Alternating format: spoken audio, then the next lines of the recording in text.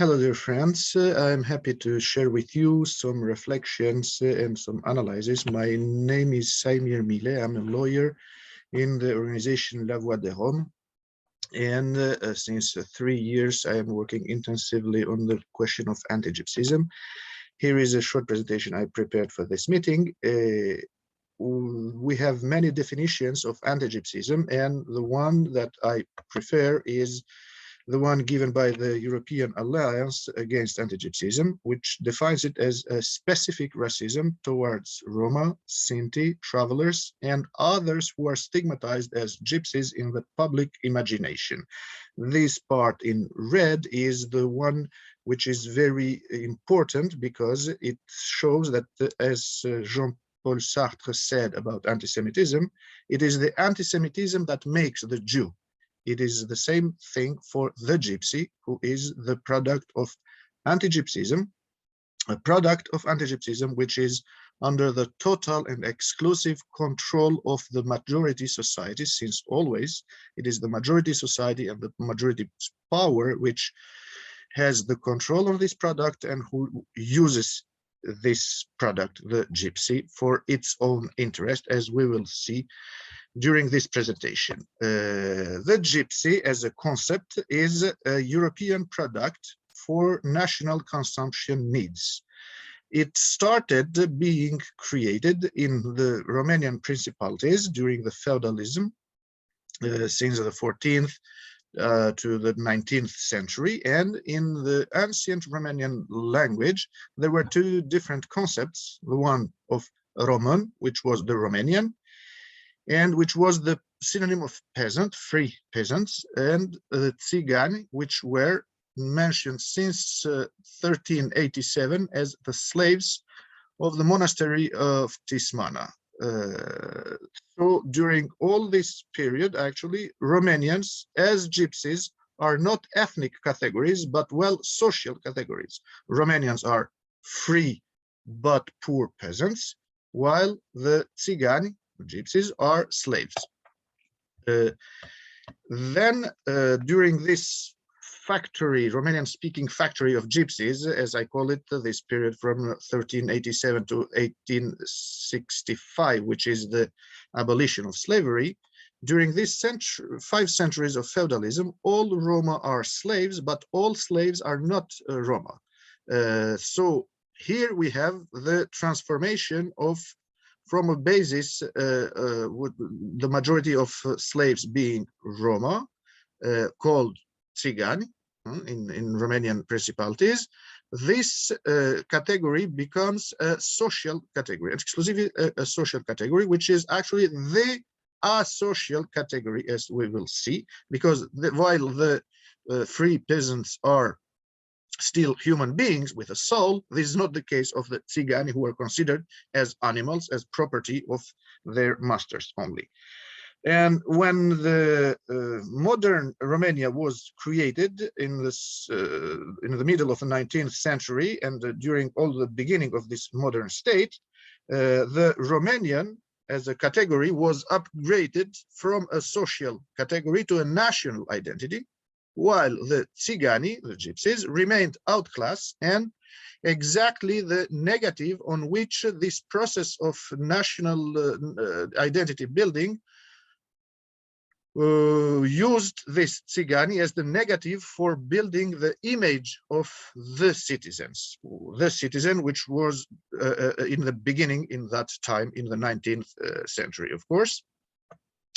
And this was not all, because the Romania did not have such big influence in Europe, but France became the land of finishing and of dissemination of this opposition, gypsy versus citizen.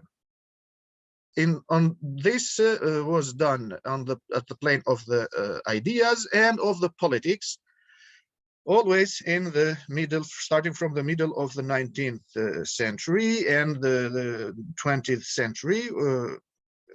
At the level of the ideas, many of the founders of the Romanian state has been influenced by the French philosophy. They had studied many of them in Paris, in Sorbonne, and there was a circulation in that time, as always, as today also, between France and Romania, but more in that time, in which France has a more important influence than today, we can say, and this concept of sociological concept of țigan circulated and came also to France, together also with the people who, after the abolition, many families, Romani families, huge families, came to France and in other countries.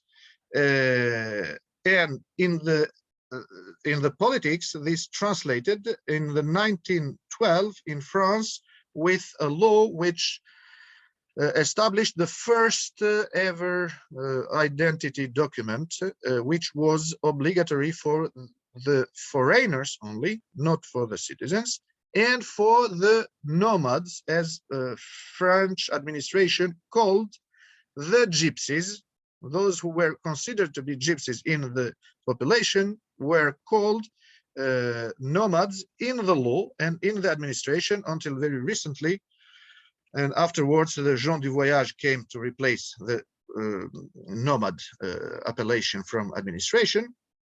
And this nomadism, actually, it is not about real mobility of people, but it is a symbolic nomadism, which is the translation and the extension of the non-legitimacy of the gypsy on the land. As this was in the Romanian principalities, in which the poor peasants, the Rômani, which became afterwards a nation, they were linked to the master on the land through the land they were working on, while the gypsies had no link with the land. Although many of them worked on the land, they were the direct property of the state, of the owners, which could be the monastery or the big owners of the land. And France consolidated this opposition between the gypsy and the citizen, and until today, actually, those who we call gens du voyage, and who is the same category called nomads back in the 19th century, their principal characteristic from the point of view of the law is that they do not have a fixed address in France for more than 6 months during a year. So it is a symbolic disconnection between the gypsies and the land, which for the others justifies the citizenship. This is the very core of anti-gypsyism, and it is also how it was sold. It was sold all over Europe because France was and is considered as the country of the human rights, but it is also the country in which the Bohemians, those who were called Bohemians in the population, are considered since 1912 as the unlawful gypsies and the contrary of the citizen. And in the same time, the romantic presentation of them through literature and so on is the other face of the same coin of anti-gypsyism. Actually, this opposition, which is in the minds of all Europeans, and including in our own minds, this is the first thing I think that we should fight against. And to illustrate how how gypsy, the gypsy is considered as the contrary of what should be, here I have the recent example of Romani people from Ukraine who seized a tank of the Russian army, and it became viral all over the networks in Europe and beyond, people saying that gypsies steal a Russian tank. But this is not a robbery, this is an act of war. But the gypsies, even when they fight, they steal. They cannot be, they are not considered as citizens. So this is the core of anti-gypsyism, against which I hope we are, many of us, to fight against in a more efficient way, more and more so. Thank you very much. Goodbye.